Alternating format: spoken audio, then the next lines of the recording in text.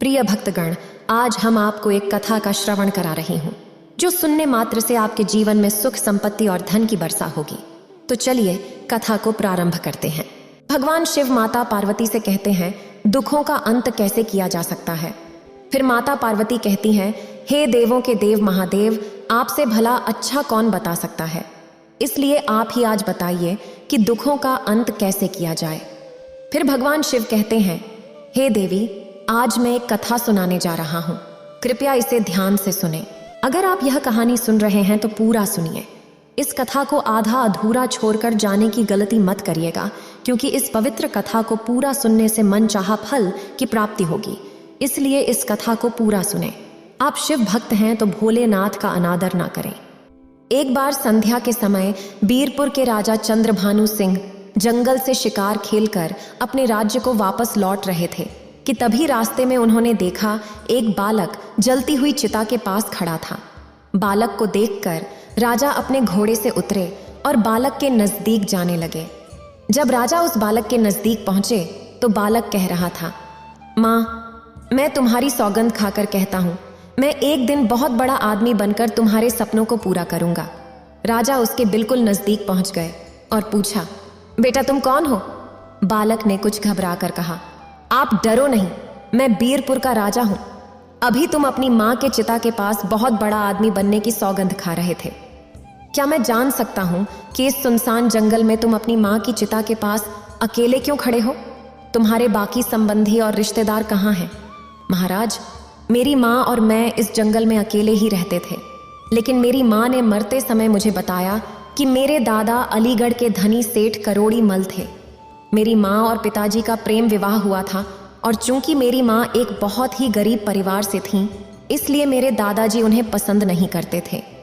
विवाह के कुछ दिनों बाद ही बगीचे में घूमते हुए मेरे पिताजी को सांप ने काट लिया और उनकी मृत्यु हो गई।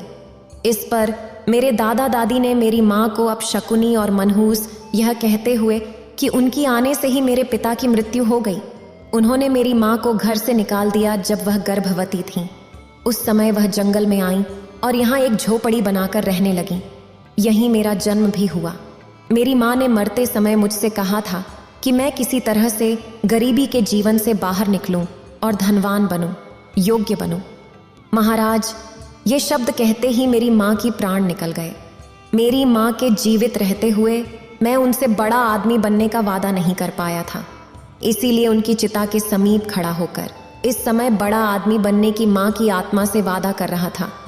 महाराज, ओह बेटा, बड़ी ही दुख भरी कहानी है तुम्हारी। इस वन में रहकर तुम बड़े आदमी कैसे बन सकते हो? अच्छा, ये बताओ, हमारे साथ हमारे राज्य में चलना चाहोगे? आपके साथ महाराज, हम तुम्हें पढ़ा लिखा कर बड़ा आदमी बनने में तुम्हारी मदद कर सकते हैं। इस बात का हम तुमसे वादा करते हैं। ओह, तब तो मैं आपके साथ बड़ी खुशी से चलने को तैयार हूँ महाराज। और फिर वह राजा के साथ उसके राजमहल की तरफ चल दिया। राजमहल में पहुंचने पर रानी ने पूछा, यह कौन है महाराज? महारानी, इसका नाम कालू है। आज से यह हमारे महल में रहकर शिक्षा ग्रहण करेंगे। रानी मन में सोचने लगी, महाराज भी ना जाने कैसे कैसे नमूने उठाकर महल में ले आते हैं। इन्हें कौन समझाए कि यह महल है, कोई अनाथालय नहीं है। महारानी, आप किस सोच में पड़ गई? कुछ नहीं महाराज, आप आज्ञा कीजिए महारानी। आज से कालू तुम्हारी छत्र छाया में पलेगा, राजकुमार और राजकुमारी की तरह ही। अब तुम्हें इसका ध्यान भी रखना पड़ेगा। ठीक है महाराज। उस रात कालू सोचने लगा कि उसकी कितनी अच्छी किस्मत है कि वो राजमहल में पहुंच गया।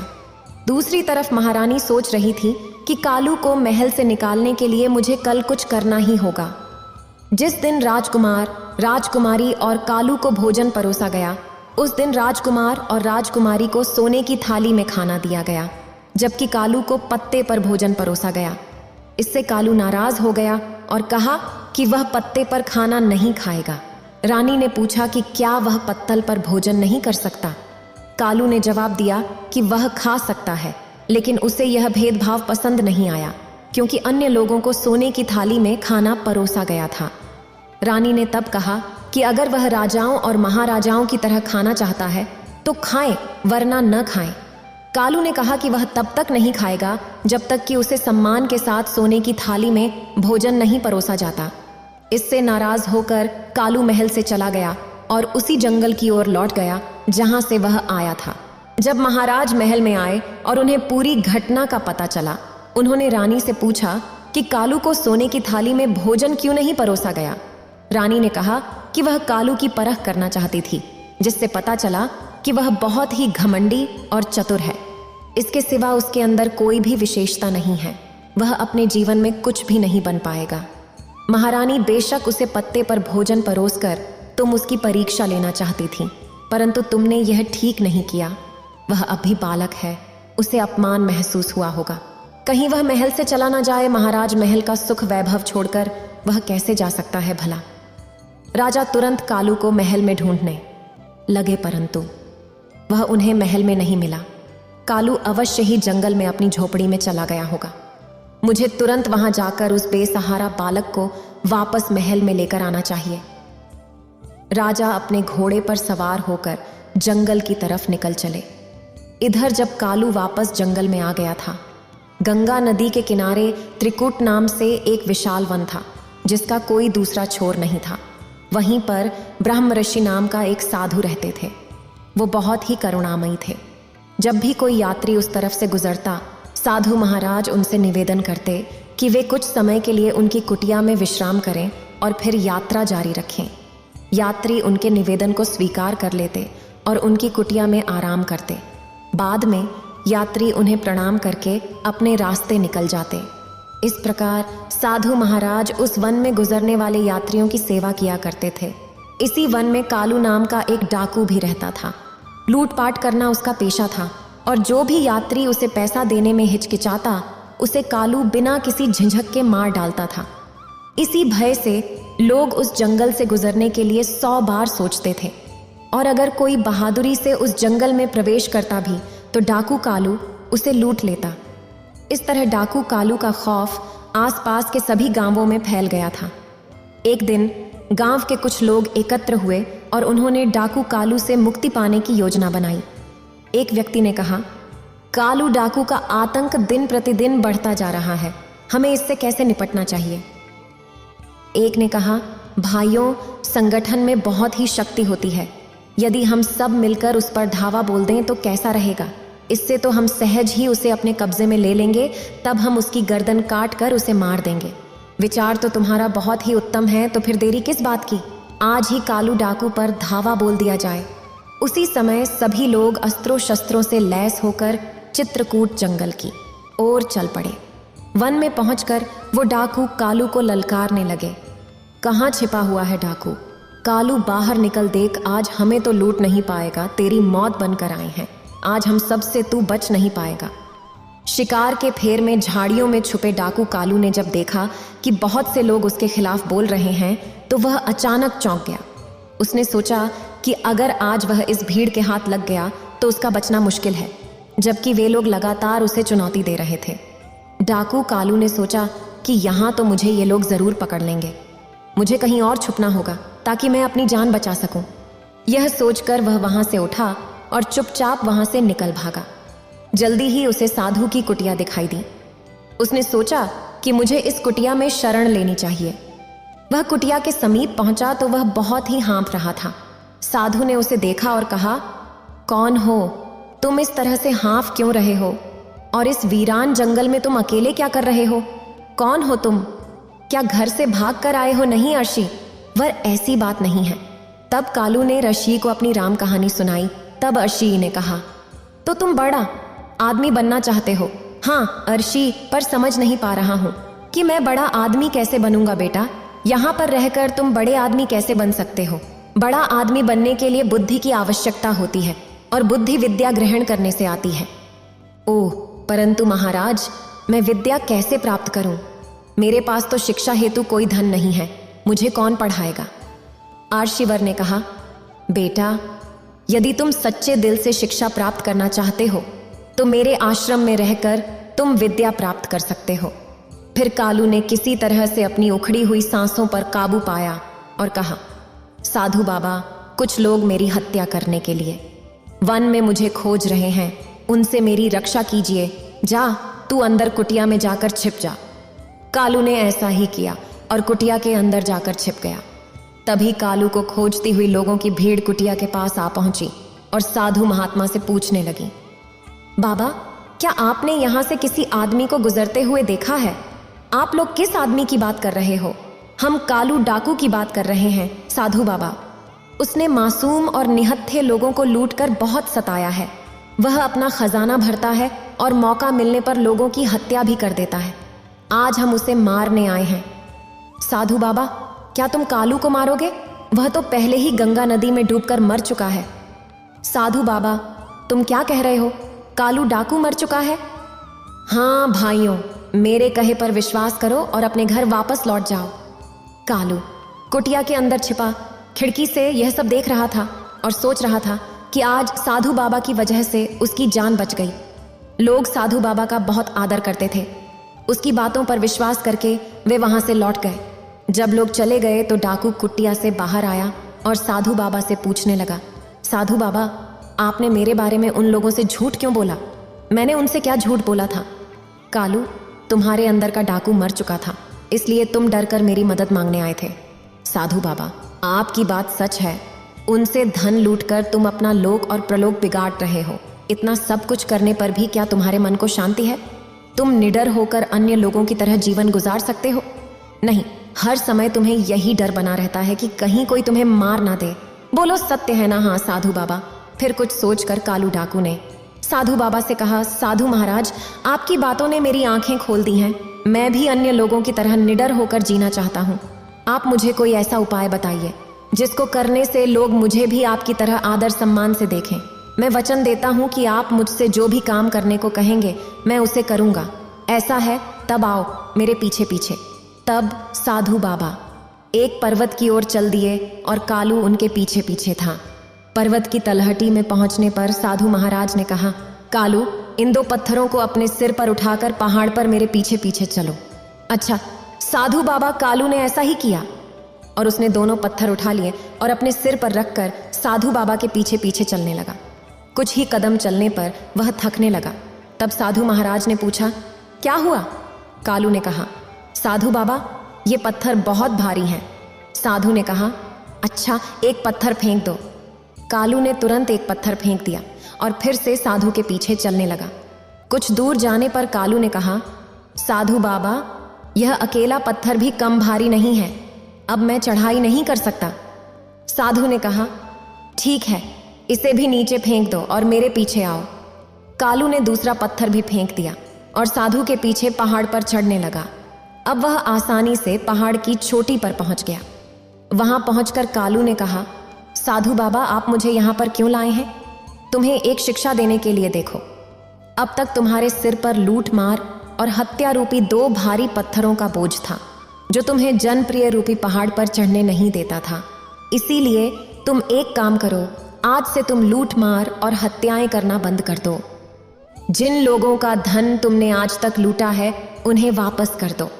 तब जाकर तुम भी सब लोगों के प्रिय बन जाओगे। तब ही सब जगह भले आदमी के रूप में तुम पहचाने जाओगे। ठीक है साधु बाबा, मैं ऐसा ही करूंगा। लेकिन मुझे यह पता नहीं था कि जिन लोगों से मैंने धन चुराया था वे कौन थे और कहाँ के निवासी थे। फिर साधु बाबा कहते हैं, इसलिए तुम यह करो कि चुराया हुआ धन गरीबों और भिखारियों में बांट दो। ठीक है साधु बाबा, मैं ऐसा ही करूंगा। कालू ने ऐसा ही किया और भेष बदलकर शहर में गया और अपने साथ लाए गए सारे धन को गरीबों और जरूरतमंदों में बांट दिया। धन बांटने के बाद कालू वापस वन में साधु बाबा के पास आया। साधु बाबा, मुझे अपनी शरण में ले लो। मैंने अब तक कोई भी अच्छी बात नहीं सीखी है। मुझे अच्छी ज्ञान भरी बातें सिखाकर मेरे जन्म को सार्थक बना दो। साधु बाबा ने उसे अपना शिष्य बना लिया और कहा, कालू, जहां तक हो सके हमेशा दूसरों की मदद करो, दूसरों की सहायता करो। यही मानवता की सच्ची सेवा है और यही भगवान की सेवा है। कालू ने सच्चे दिल से साधु बाबा की सेवा की और साधु बाबा के सानिध्य में 5 वर्ष बिताए। इसी बीच साधु बाबा की कृपा से वह अत्यंत ही बुद्धिमान और सच्चे चरित्र वाला बन चुका था। तब एक दिन साधु बाबा ने कालू से कहा, कालू, आज तुम्हारी शिक्षा पूरी हुई है। कालू ने कहा, पर मैं शिक्षा का मूल्य कैसे चुकाऊंगा? आशी ने उत्तर दिया, बेटा, शिक्षा का कोई मूल्य नहीं होता, यह तो अमूल्य है। कालू राशि के साथ वहां रहकर उसने शिक्षा प्रारंभ की। साथ ही वह आश्रम के कामों में आर्षिवर की मदद भी करता था। वर्षों बीत गए और कालू युवा हो गया। एक दिन आर्षि ने कहा, कालू, आज तुम्हारी शिक्षा संपूर्ण होती है। मुझे गर्व है कि तुम मेरे सबसे योग्य और बुद्धिमान शिष्य हो। अपनी बुद्धि का प्रयोग कर तुम कठिनाइयों में भी सफलता प्राप्त कर सकोगे। यह मेरा आशीर्वाद है। अब तुम एक आदर्श पुरुष के रूप में परिवर्तित हो चुके हो। अब मुझे क्या करना है गुरुदेव? कालू, अभी तुम युवा हो, अभी तुम्हारे सामने एक लंबा पूरा जीवन पड़ा हुआ है। इसीलिए अब तुम्हें कोई कार्य करके अपना जीवन यापन करना होगा। कालू ने निराश होते हुए कहा, गुरुदेव, सब जगह मैं एक डाकू के रूप में बदनाम हूं। भला मुझ जैसे आदमी को कौन काम देगा? जाओ, अपने इस बुद्धि के बल के सहारे जीवन के कुरुक्षेत्र में सफल योद्धा बनकर उतर जाओ। फिर उसने निश्चय किया कि वह बीरपुर जाएगा। बीरपुर वही राज्य था जहां के राजा ने एक बार बचपन के समय में कालू को आश्रय दिया था, परंतु उसकी रानी ने अपमानित करके कालू को निकाल दिया था।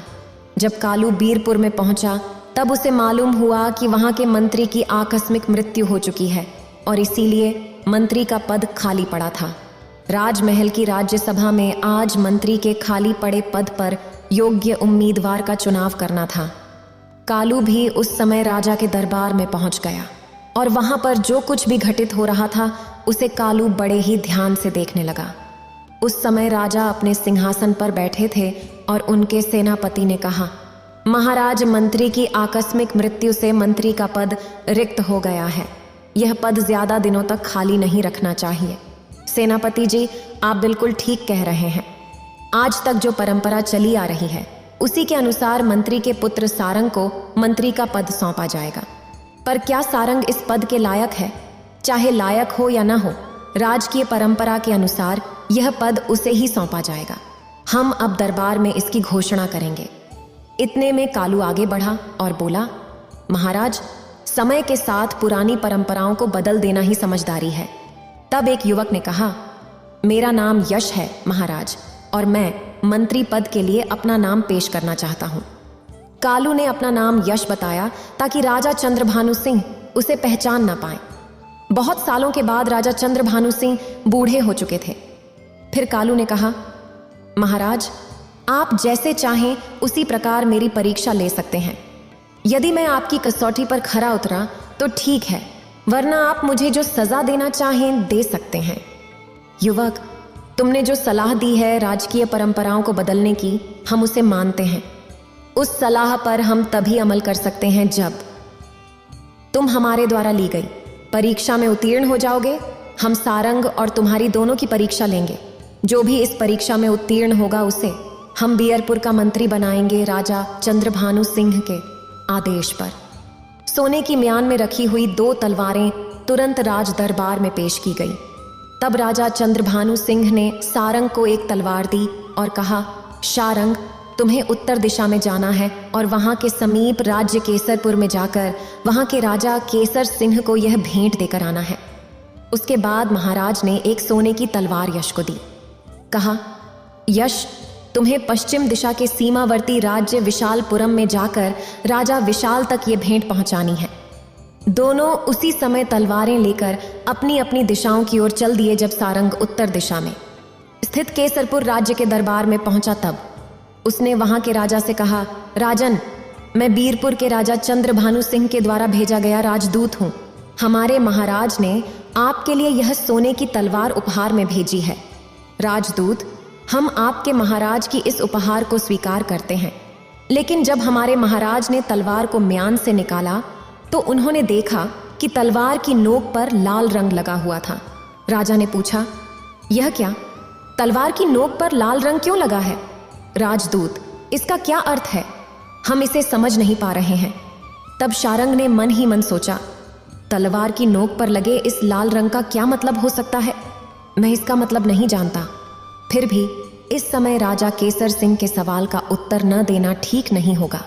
यह सोचकर उसने कहा, हाँ राजन, लाल रंग का यही रहस्य है कि या तो आप हमारे राजा की तलवार की शक्ति स्वीकार कर लें, वरना हमारे महाराज की खूनी तलवार आपके राज्य में खून की नदियां बहाने से नहीं चूकेगी। ये बात आपको बता दें कि अब युद्ध भूमि में ही शीघ्र तलवार की धारों का फैसला हो जाएगा। सेनापति जी, राजा चंद्रभानु सिंह ने लाल रंग की तलवार भेजकर हमें चुनौती दी है। आप आज से ही सेना का संगठन शुरू कर दीजिए। हम बहुत जल्द बीरपुर पर आक्रमण करने की योजना बना रहे हैं।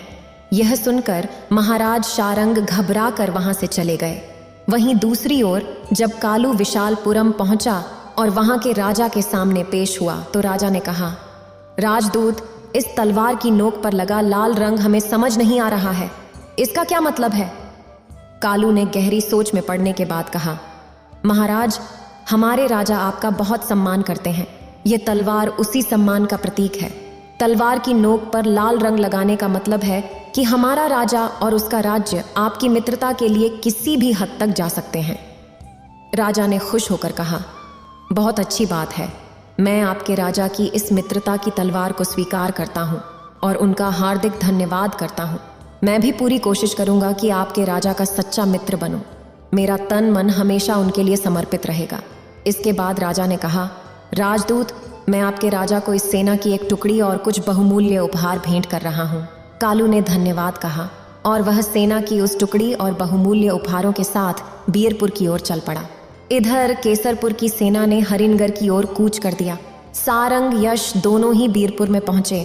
तब राजा ने कहा, कहो शारंग, केसरपुर के राजा ने तुमसे क्या कहा? तलवार की नोक पर लगे हुए लाल रंग का तुमने उन्हें क्या अर्थ बतलाए? तब सारंग ने सारी बात उन्हें विस्तार से बता दी। ओह शारंग, ये तुम क्या कह रहे हो? केसर सिंह शीघ्र ही हमारे राज्य पर आक्रमण करने वाला है। जी महाराज। उसी समय एक गुप्तचर आया। महाराज, केसरपुर की विशाल सेना बीरपुर की तरफ बढ़ी चली आ रही है। ओह, अब क्या होगा? इतनी शीघ्र तो हम अपनी सेना को संगठित भी नहीं कर सकते। तब वहां पर मौजूद कालू ने कहा, महाराज घबराइए नहीं। मैंने विशालपुरम के राजा को तलवार की नोक पर लगे हुए लाल रंग के विषय में जब जानकारी दी तो उन्होंने खुश होकर अपनी सेना की एक टुकड़ी मेरे साथ रवाना कर दी थी। वह टुकड़ी अब भी महल के बाहर खड़ी है। महाराज, चिंता करने से कुछ नहीं होगा। कृपया सेनापति जी को निर्देश दें कि वे केसर नगर की सेना से युद्ध करें। मैं अपने साथ लाई गई सेना के साथ केसरपुर पर हमला करूंगा। इस दोहरे हमले से केसरपुर की सेना सामना नहीं कर पाएगी और इस परिस्थिति में विजय हमारी होगी, जैसा कि कालू ने सोचा था। युद्ध में विजय प्राप्त होने के बाद महाराज चंद्रभानु सिंह ने सारंग और कालू को महल में बुलाया। महाराज ने कहा, कालू, तुम्हारी वजह से हम जीत सके हैं। हम तुम्हें मंत्री के पद पर नियुक्त करते हैं। सारंग ने उत्तर दिया, महाराज, यह तो मेरे साथ अन्याय है। मैंने तुम दोनों को एक सी भेंट देकर दोनों राजाओं को देने के लिए कहा था, किंतु तुम दोनों ने अपनी अपनी बुद्धि से उन भेंटों का अलग अलग अर्थ निकाला। यश ने बुद्धिमानी और दूरदर्शिता से काम लिया, जबकि सारंग, तुमने अपनी मूर्खता से केसरपुर के राजा को सदैव के लिए हमारा शत्रु बना दिया। तब बताओ, हम तुम्हें बीरपुर का मंत्री बनाए या यश को? सारंग ने कोई जवाब ना दिया और सिर झुकाकर चुपचाप दरबार से निकल गया। तब महाराज ने घोषणा की, हम यश को बीरपुर का नया मंत्री बनाते हैं। इसके बाद उसी रात को यश के मंत्री बनने के सम्मान में उसे राजमहल में भोजन के लिए आमंत्रित किया गया। तब महारानी ने स्वयं अपने हाथों से यश को भोजन परोसा। मंत्री बने हुए यश ने कहा, क्षमा करें महाराज, मैं भोजन इस चांदी की थाली की अपेक्षा सोने की थाली में करना पसंद करूंगा। ठीक है, हम उसका भी प्रबंध किए देते हैं। जब कालू को सोने की थाली में भोजन परोसा गया तो उसने कहा, देखिए महारानी जी, वह दिन आ ही गया जिसके बारे में आपने कभी मना किया था। महारानी ने पूछा, आप क्या कह रहे हैं मंत्री जी? मंत्री ने उत्तर दिया, महारानी जी, याद कीजिए कि आज से 15 वर्ष पहले आपने कालू नामक बालक को पत्ते पर भोजन परोसा था। महारानी बोली, ओह हाँ, याद आया। उस दृढ़ बालक ने तब उस भोजन को खाने से मना कर दिया था और कहा था कि वह तभी इस महल में भोजन करेगा जब उसे सोने की थाली में भोजन परोसा जाएगा। महारानी ने पूछा, लेकिन आपको ये बातें कैसे पता हैं? कालू ने उत्तर दिया, मैं वही बालक जय हूँ महारानी जी। तब राजा चंद्रभानु सिंह ने महारानी से कहा, देखो महारानी जी, जिस बालक को आपने अहंकारी समझा था वह आज इस राज्य का मंत्री है। मंत्री ने कहा, राजन, यदि महारानी जी ने मुझे उस समय तिरस्कृत नहीं किया होता तो शायद मेरे मन में ऊंचाइयों को छूने की तीव्र इच्छा नहीं जगती।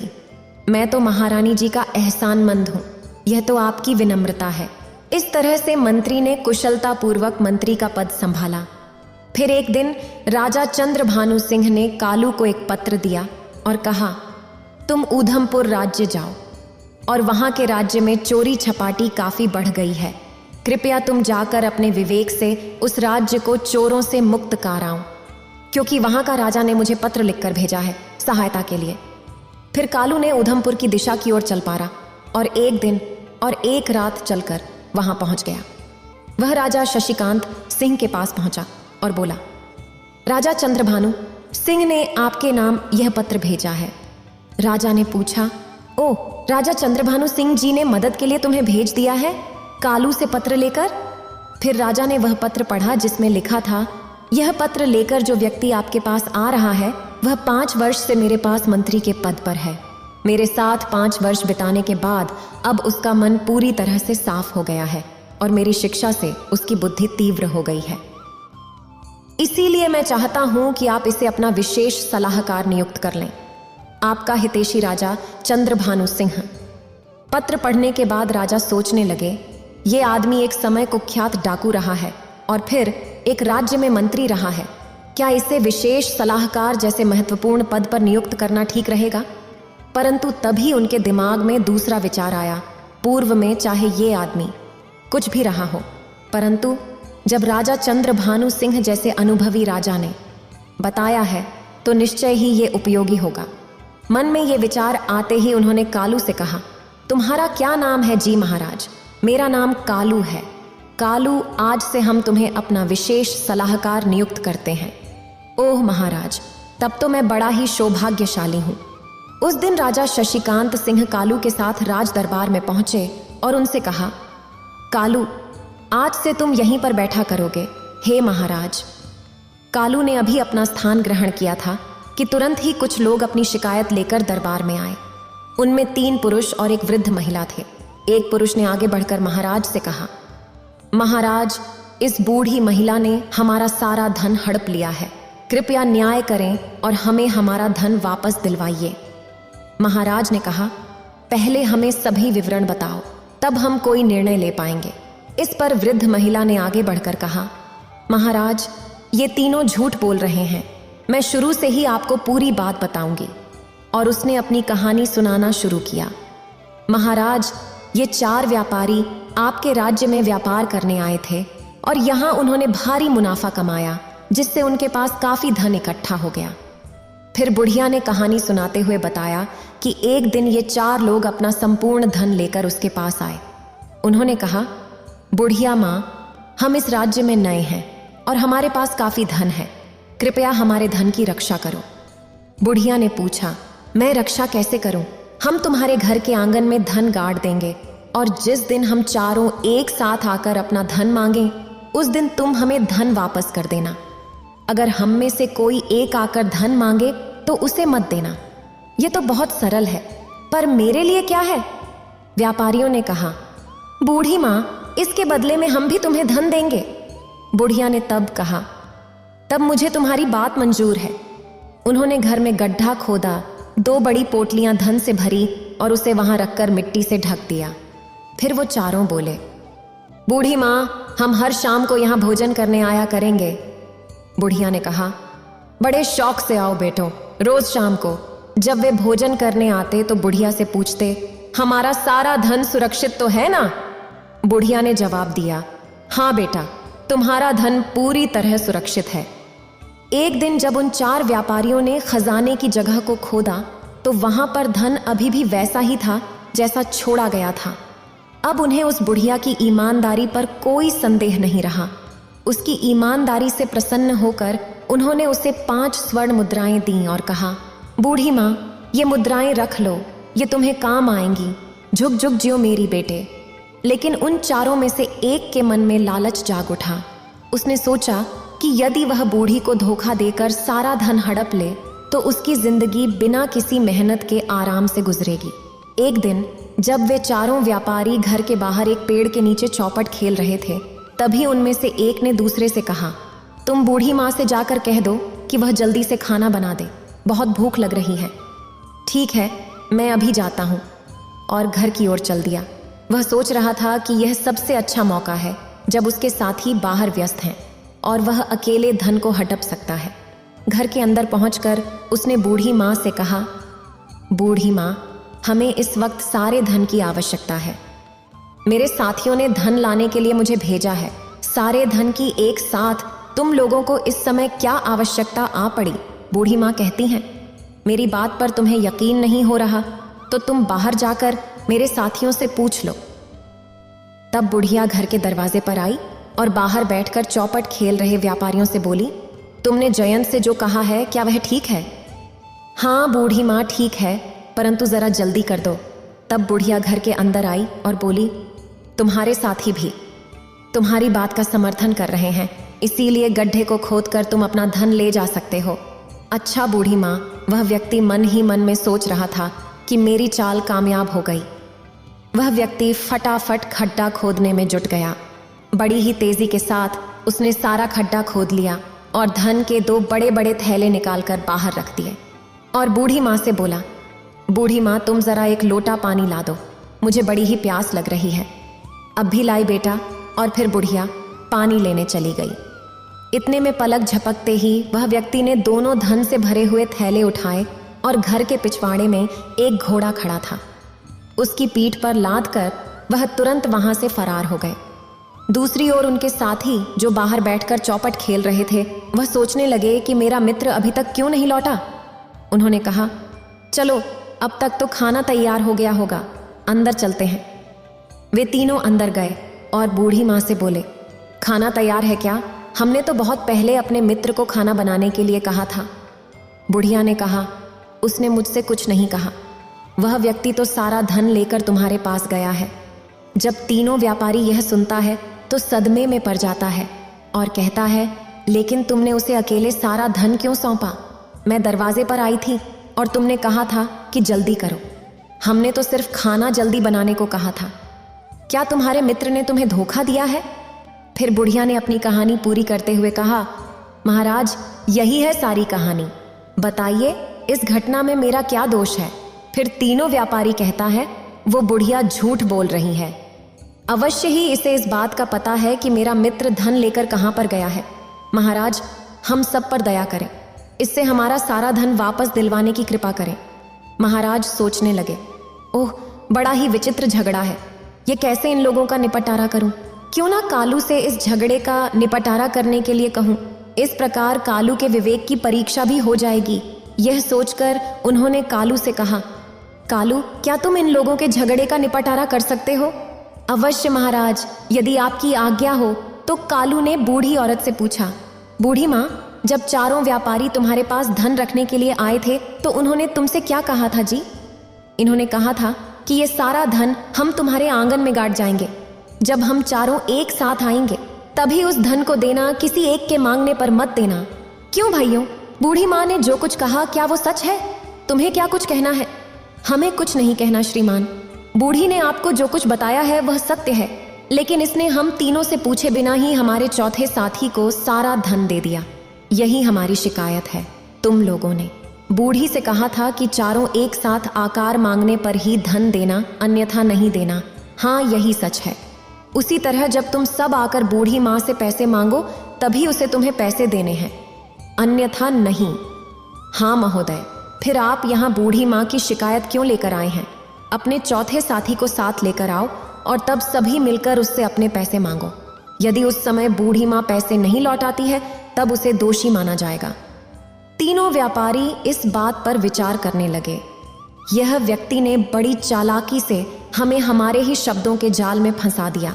तब बूढ़ी औरत ने कहा, बेटे, तुमने सही फैसला लिया है, तुम लंबी उम्र पाओ।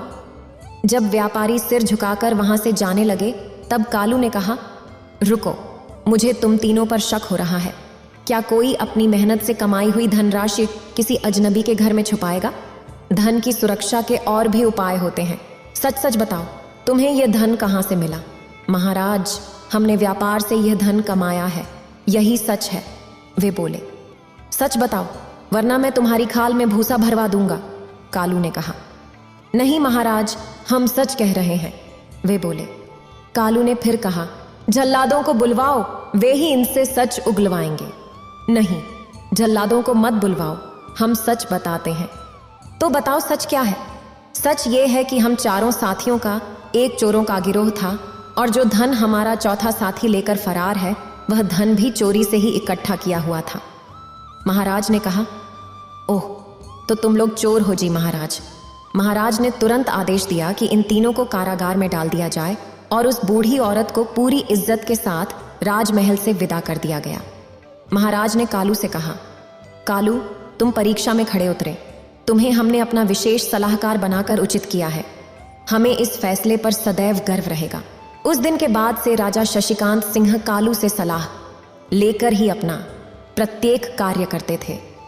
फिर कालू जो डाकू था, अब वह दुनिया का सबसे बुद्धिजीवी कहलाने लगा। इतना कहकर भगवान शिव अपना कथा समाप्त करते हैं। इस वीडियो को बोलते समय कोई त्रुटि हो तो मैं क्षमा चाहती हूँ। उम्मीद है आप सभी को यह वीडियो अच्छी लगी होगी।